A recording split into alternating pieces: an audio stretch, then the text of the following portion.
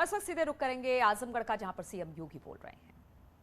स्वतंत्रता, समानता और बंधुत्व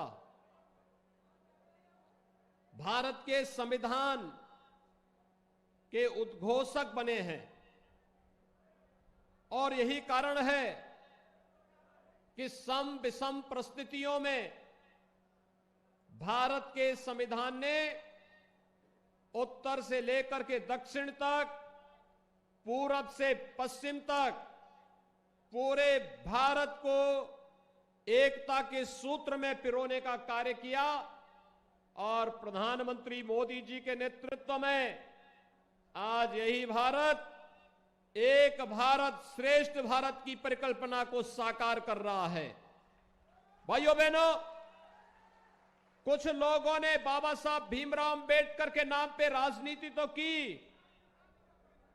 लेकिन बाबा साहब भीमराव अंबेडकर के नाम पर राजनीति करने वाले लोगों ने जब भी दलितों और गरीबों की बात होती थी, उन पर अत्याचार होते थे, मौन साध लेते थे।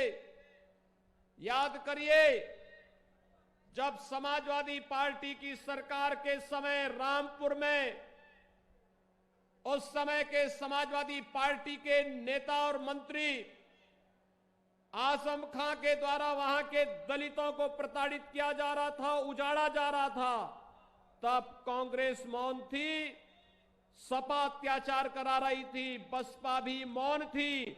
तब केवल और केवल भारतीय जनता पार्टी आंदोलन कर रही थी, क्योंकि वहां पर गरीबों और दलितों को उजाड़ करके उस समय सत्ताधारी दल का एक मंत्री सत्ता के संरक्षण में अराजकता पैदा कर रहा था, लेकिन यह हमें स्वीकार्य नहीं था।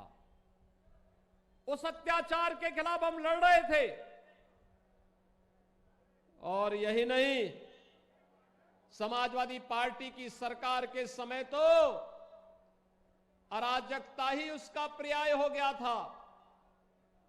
देश के अंदर एक नारा चल पड़ा था, जिस गाड़ी में सपा का झंडा समझो होगा कोई जाना पहचाना गुंडा। यानी ये नारा ही चल गया था, लोग ये मान लिए थे। लेकिन इस गुंडागिर्दी की कमर तोड़ने का कार्य अगर किसी ने किया है तो हमारी सरकार ने प्रदेश के अंदर 2017 के बाद आने के बाद किया। क्योंकि ये लोग सत्ता में आकर के जिस प्रकार की तबाही मचाए थे, गरीबों की जमीनों पर, दलितों की जमीनों पर, व्यापारियों के प्रतिष्ठानों पर कब्जा करके जिस प्रकार की अराजकता इन्होंने पैदा की थी, ये किसी से छुपा हुआ नहीं।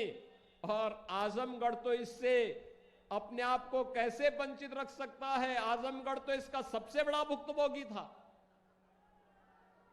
आजमगढ़ के नौजवान आजमगढ़ के बाहर जाते थे, पहचान का संकट खड़ा हो गया था। कोई धर्मशाला में कमरा नहीं देता था, होटल में आजमगढ़ का नाम लेते ही लोग कह देते भैया यहां कमरा नहीं, रूम खाली नहीं। भाइयों बहनों, ये पहचान का संकट किसने खड़ा किया था? ये पहचान का संकट उन्हीं लोगों ने किया था जिन लोगों ने कोरोना कालखंड में आजमगढ़ के लोगों को लावारिस छोड़ दिया। आपने देखा होगा कोरोना कालखंड में प्रधानमंत्री मोदी जी पूरे देश में जनता की हालचाल ले रहे थे। मैं उत्तर प्रदेश के प्रत्येक जनपद में जा रहा था, आजमगढ़ में भी 3 बार मैं कोरोना के दौरान आया था देखभाल करने के लिए कि यहां मेडिकल कॉलेज, हॉस्पिटल में उपचार की व्यवस्था है या नहीं है। हमारे भारतीय जनता पार्टी के सांसद और विधायक हालचाल ले रहे थे, पदाधिकारी सेवा के कार्य से जुटे हुए थे। लेकिन आजमगढ़ के सांसद नदारद थे, वे गायब थे, उनका कहीं पता ही नहीं था, उनका पता ही नहीं था। एक बार तो मैंने पूछा, भाई सभी सांसदों का हालचाल लिया जा रहा, वो है कहां? तो पता लगा कि इंग्लैंड गए हैं। दूसरी बार मालूम क्या कहां है? तो पता लगा ऑस्ट्रेलिया गए हैं। आजमगढ़ के लोगों ने ऑस्ट्रेलिया और इंग्लैंड जाने के लिए तो उन्हें नहीं चुना था। और जब वैक्सीन आया तो जिस वैक्सीन के कारण हर व्यक्ति को सुरक्षा का एक कवच मिला, जिस वैक्सीन ने देश के अंदर अब तक 11 करोड़ लोगों को सुरक्षा का कवच, 111 करोड़ लोगों को सुरक्षा, 125 करोड़ लोगों को जो वैक्सीन अब तक सुरक्षा कवच दे रहा है, अकेले उत्तर प्रदेश में 17 करोड़ लोगों को हम सुरक्षा का कवच दे रहे हैं। वह वैक्सीन, उन्होंने उसका विरोध किया था, कहा था कि ये वैक्सीन तो मोदी वैक्सीन है, ये वैक्सीन बीजेपी की वैक्सीन है। आप में से कितने लोगों ने वैक्सीन लगाया है? ये मोदी वैक्सीन आपने भी लगाया है ना? ये भाजपा का वैक्सीन भी आपने लगाया है ना? तो उनसे भी पूछो कि अब्बा जान भी लगा चुके हैं, अब तो लगा ही लो।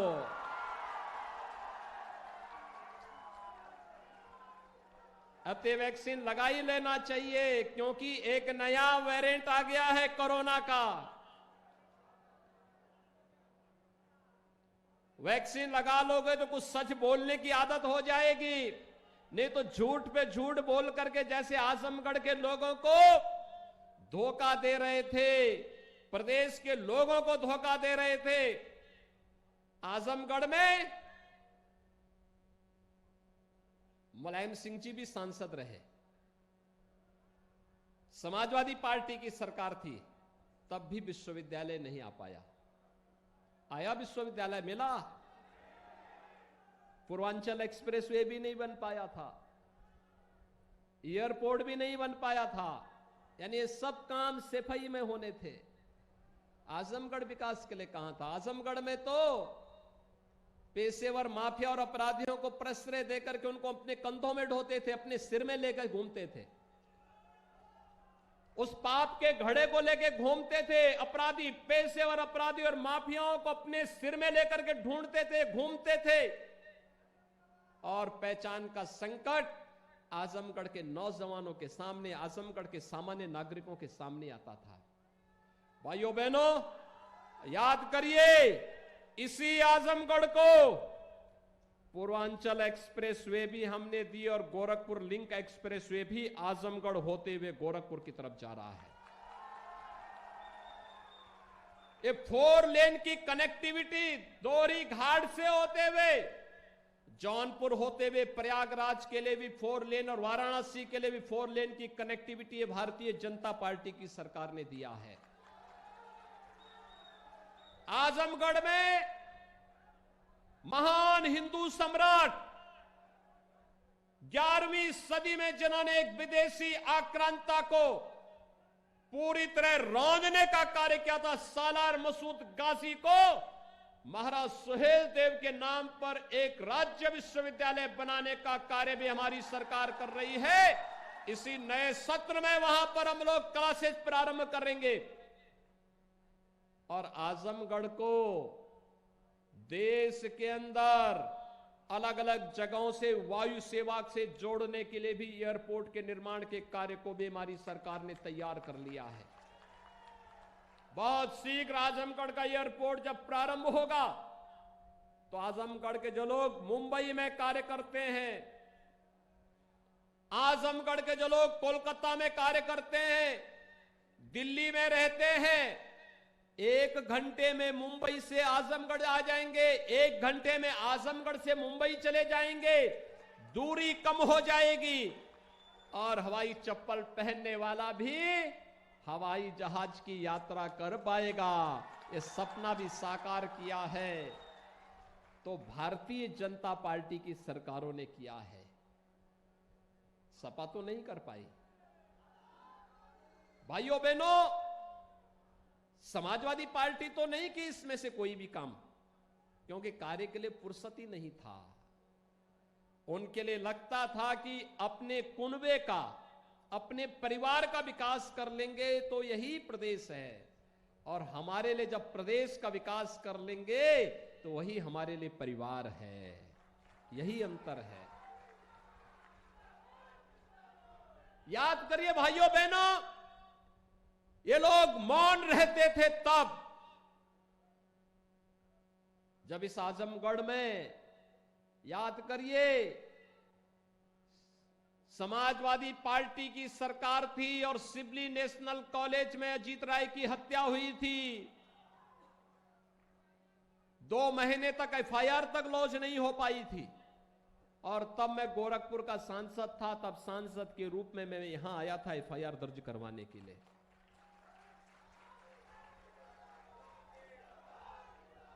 भाइयों बहनों, ये क्षेत्र जिसमें ऊर्जा है, प्रतिभा है, आजमगढ़ का नौजवान जो मुंबई गया, दिल्ली गया, कोलकाता गया, उसने समृद्धि की नई ऊंचाइयों को छुआ। लेकिन समाजवादी पार्टी ने इसको अपराधियों का गढ़ बना करके यहां के नौजवानों के सामने संकट पैदा किया, पहचान का संकट खड़ा किया। और यही कारण था, ये पेशेवर अपराधी और माफिया जब निकलते थे, गरीबों और व्यापारियों के मन में एक भय पैदा होता था कि न जाने किसके मकान पर कब्जा कर ले, किसके प्रतिष्ठान पर कब्जा कर ले। और इन्होंने तो समय की सरकारों के समय में, उस समय इन्होंने जो कुछ संपत्ति अर्जित की थी, उस संपत्ति को वापस लेने का कार्य हमारी सरकार कर रही है। 1900 करोड़ रुपए की संपत्ति हमने जब्त कर ली है। लगभग इतने ही संपत्ति को जो अवैध तरीके से इन्होंने इमारतें बनाई थी, हमें लगा कि नहीं यह अवैध है, सार्वजनिक संपत्ति पर बना है, वहां पर बुलडोजर चलाने का काम भी किया गया है। और आज जब बुलडोजर चलता है तो भाइयों बहनों, सबसे ज्यादा पीड़ा होती है समाजवादी पार्टी को और कांग्रेस को। इन्हीं को ज्यादा पीड़ा होती है। सपा हो, बसपा हो, कांग्रेस हो, इनको गरीबों से, गांव से, महिलाओं से, युवाओं से कोई लेना देना नहीं। जब भी इनको अवसर मिलता है, इनको अवसर मिला, इन्होंने अत्याचार किया, शोषण किया, अराजकता फैलाई। अगर इनको सत्ता में रहने का अवसर मिला, इन्होंने कुछ कार्य किया होता, तो गरीब के पास मकान का अभाव नहीं होता। आपने देखा होगा जब प्रधानमंत्री के रूप में मोदी जी आए, कांग्रेस क्या कर रही थी 55 वर्षों तक। सपा बसपा बिना मांगे ही 10 वर्षों तक कांग्रेस नेतृत्व की यूपीए सरकार को समर्थन दे रही थी। क्यों नहीं तब गरीबों के मकान बन गए? तब क्यों नहीं गरीबों के घर में विद्युत का कनेक्शन मिल गया? गांव गांव में बिजली क्यों नहीं आ पाई? हर गरीब को शौचालय क्यों नहीं मिल पाया? हर गरीब को रसोई गैस का कनेक्शन क्यों नहीं मिल पाया? और कोरोना के दौरान भाइयों बहनों, हर गरीब को फ्री में राशन क्यों नहीं मिल पाया? सरकार तो 2020 में भी 8 महीने तक और 2021 में मई से लेकर के और भाइयों बहनों होली तक, यानी 2021 के 22 के होली तक फ्री में राशन सबको मिलेगा। एक नहीं 2-2 बार मिलेगा। हर महीने 2 बार राशन। 15 करोड़ लोग उत्तर प्रदेश के अंदर लाभान्वित होंगे। और हमने तय किया है दिसंबर में भी, जनवरी में भी, फरवरी में भी, मार्च में भी अंत्योदय कार्ड धारक को 35 किलो खाद्यान्न, 1 किलो दाल, 1 किलो खाद्य तेल, 1 किलो चीनी और 1 किलो नमक प्रदेश सरकार उपलब्ध कराएगी और हर कार्ड धारक को प्रति यूनिट 5 किलो खाद्यान्न भारत सरकार भी उपलब्ध करवाएगी।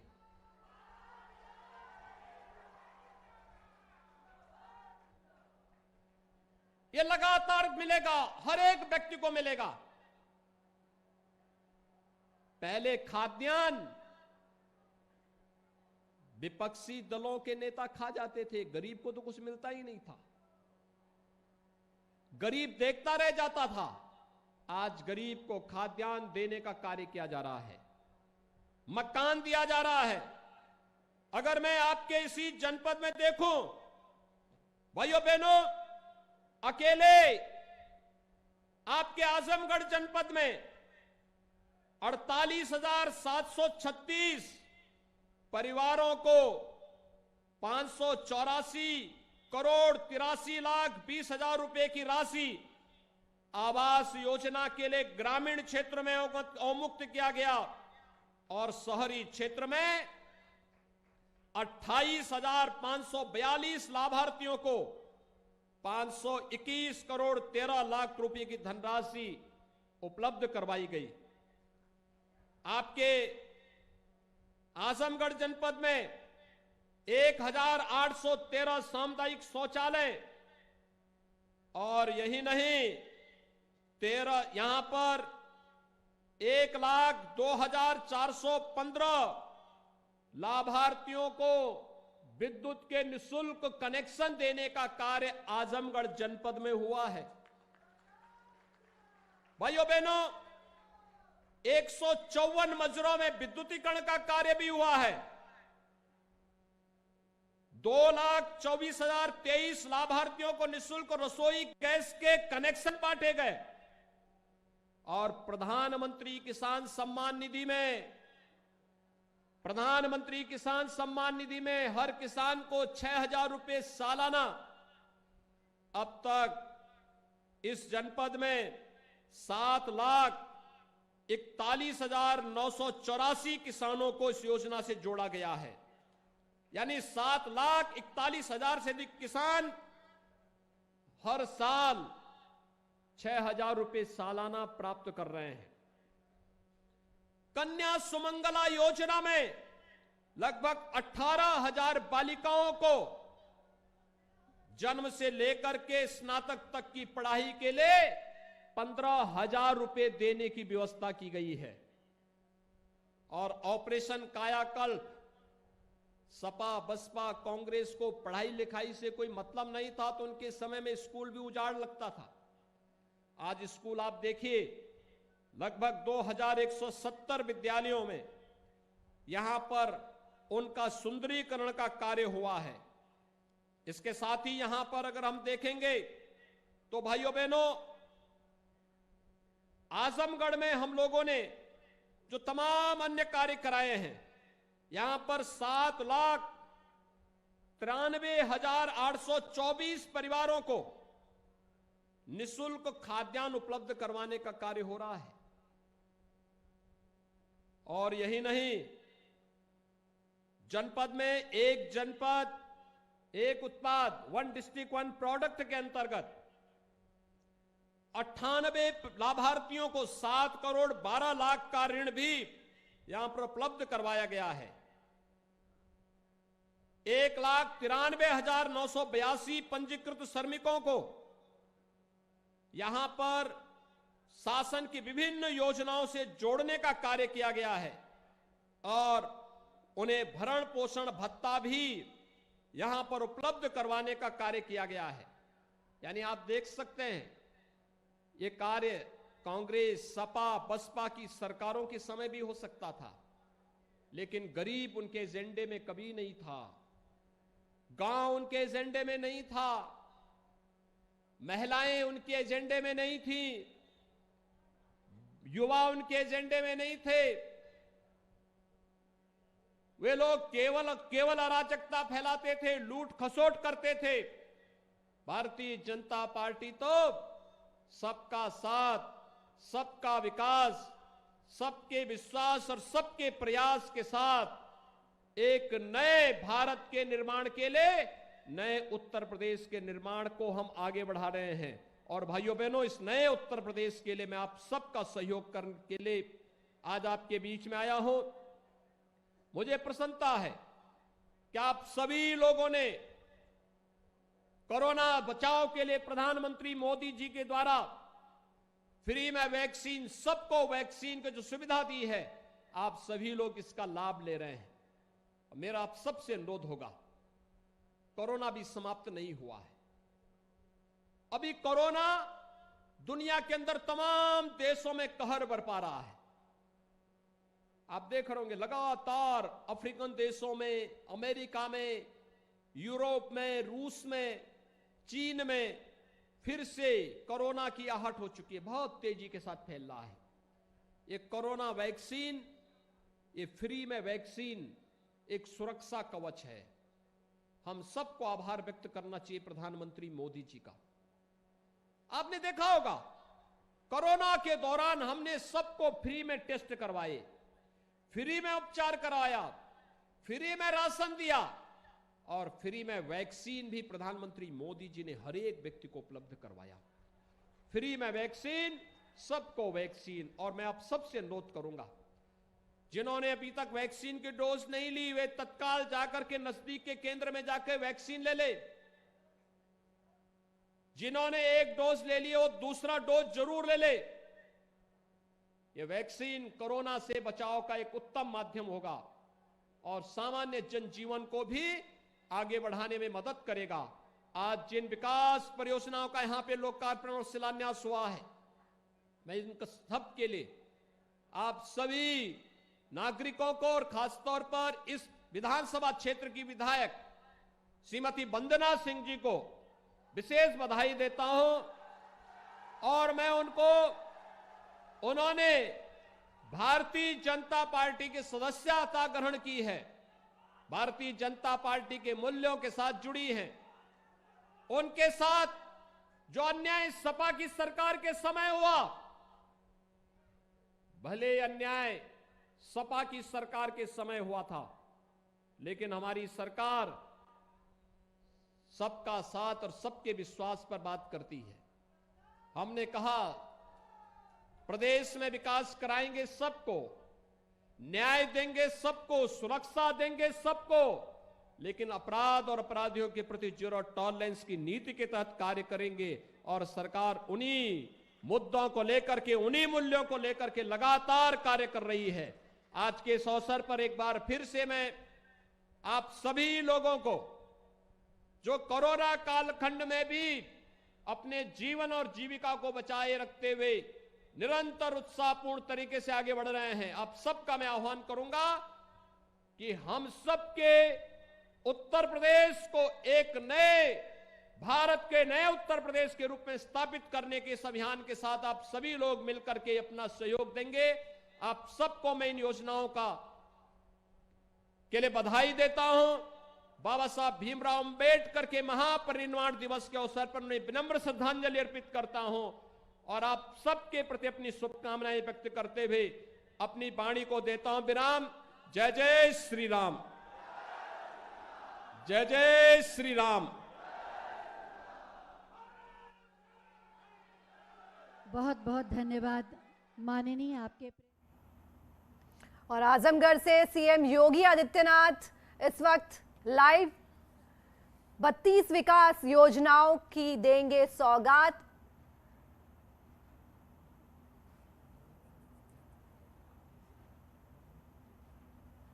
और विपक्ष पर सीएम योगी का तीखा निशाना।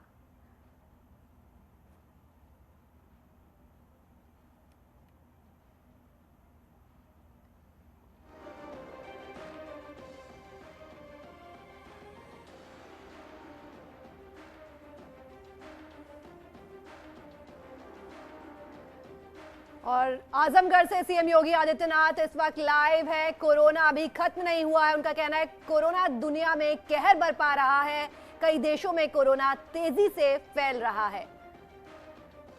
विपक्ष पर साधा सीएम योगी ने सीधा निशाना।